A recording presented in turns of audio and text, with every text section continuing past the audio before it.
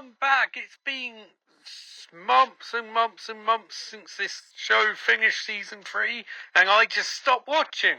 I watched up to episode 8. I watched episode 8 of season 3. And then I was like, I'm out. I'm done. I was like, I can't do it anymore. I need to take a break. And that break was so long. Now, I don't think anyone's actually going to listen to this episode. Because why would you? It's done. The season's been done for 6 months. 7 months. Literally. 7 months as of tomorrow it's been done for. Jesus fucking Christ.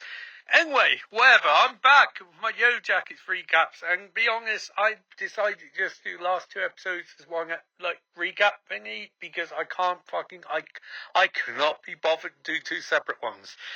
Okay, so, if I remember this correctly, I was going through the episodes and I was doing a recap, and I'm not doing it this time because I don't care. I'm not going to recap the events because I don't care. This is a review.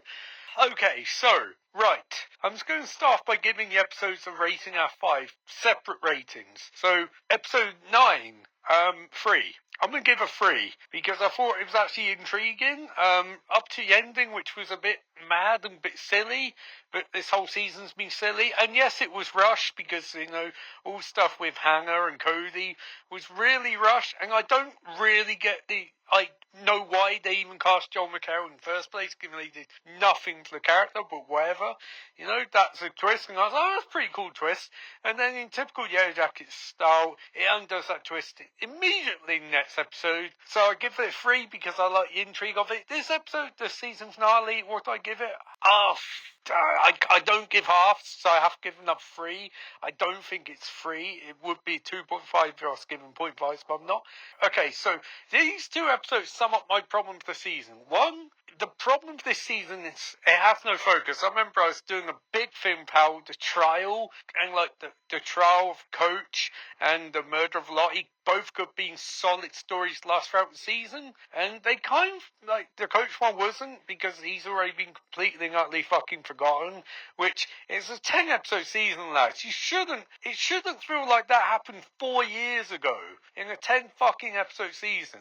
And the other thing was, the Lottie thing, where we get a resolution to this episode, but we don't really get a resolution, because, again, they spent no fucking time on it. And so, the big reveal is okay. I mean, yeah, sure, fine, it's Callie.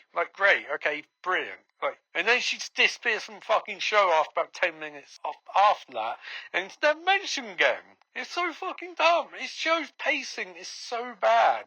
And the reason I think is because, and I'm not saying that this could do a Lost-style 26 episode season, because it clearly couldn't. I'm just saying 10 episodes means that everything is rushed, nothing gets time to grow, or fixate.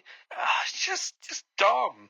And then there's all stuff with Sean, and I think I've hit a point where fundamentally the show doesn't work, because there is no reason that they didn't murder Sean in weirdness.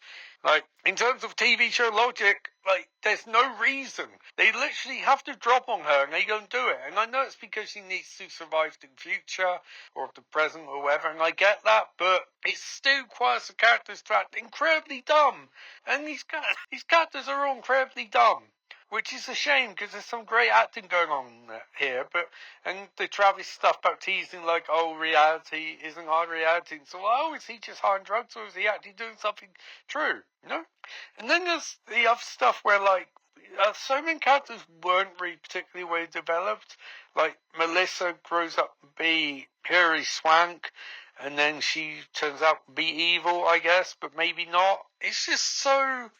I'm kind of frustrated by the fact that this only has 1 season left too, because I really don't get the impression that they have much patience, and think they're just going to rush through so much stuff.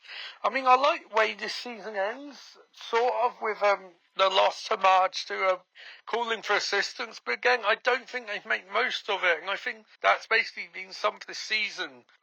We're told that they've been there for a year, but now it's winter again, which is oh my god, but we don't get the sense that things were actually much better for them. We really don't. And then there's Han being I had to murder Cody because I had to get in for you guys, but it's but no one sane would do that. I think that's the problem. The writing's really, really bad. Been really bad this season and inconsistent. But at least stuff is happening now, I guess. So that's cool. Yeah, but I guess the only trump card they've got left is to reveal how many of them actually survived, and how Sean's going to get a comeuppance because she's one of the most irritating characters in the history of TV. But that's neither here nor there. What would I give this season? By the fact I gave last episode 3, I'd give it 2. I just feel like it's just, I love season 1, I love season 2, I don't know what this is, and it just feels fractured and aimless, and I think that's because they lost. There was going to be a whole chunk of time between season 2's ending and where we pick up, and season 3 was probably going to wind up being season 4, so get a bit more big to it, but that's not what happened. They're speeding through things, and it's just becoming a mess. But hey, it'll be back next year, and I finally finished Yellowjackets. Yay! Fucking finally! I'm gonna move on to maybe Dexter, New Blood, soon, or Dexter New York, whatever it's called. Anyway, I'll watch that soon. Bye.